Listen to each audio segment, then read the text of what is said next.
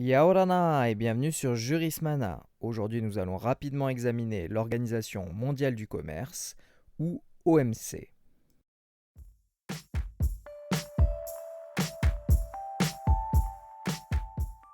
L'OMC a remplacé et absorbé le General Agreement on Tariffs and Trade, le GATT, Accord général sur les tarifs douaniers et le commerce, en 1995, transformant ainsi le paysage du droit international du commerce.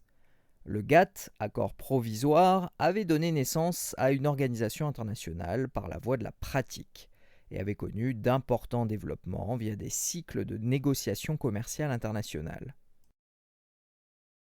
L'OMC, au-delà du commerce des marchandises, couvre des domaines tels que le commerce des services ou les aspects commerciaux des droits de propriété intellectuelle.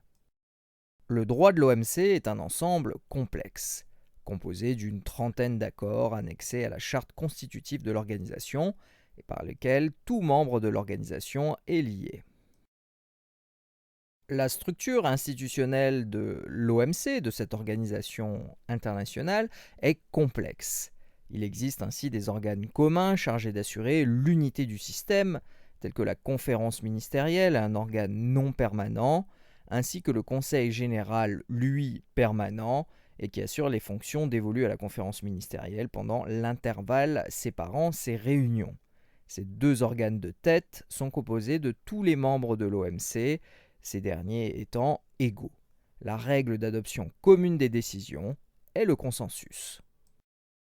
En ce qui concerne la gestion des mécanismes horizontaux, l'examen des politiques commerciales et le règlement des différends, il existe une pluralité de conseils spécifiques auxquels sont rattachés des organes subsidiaires que l'on appelle les comités, chargés de superviser le fonctionnement des accords commerciaux multilatéraux, mais agissant sous la conduite générale du Conseil général. On notera enfin que, contrairement au droit commun des organisations internationales, les organes dirigeants de l'OMC ne disposent d'aucun pouvoir pour adopter des actes unilatéraux obligatoires à portée autre qu'interne. Autrement dit, l'OMC ne peut créer aucun droit dérivé à portée externe. Et voilà, nous en avons terminé avec cette petite présentation sur l'Organisation mondiale du commerce. Merci à tous et à très bientôt sur Jurismana. Parheane.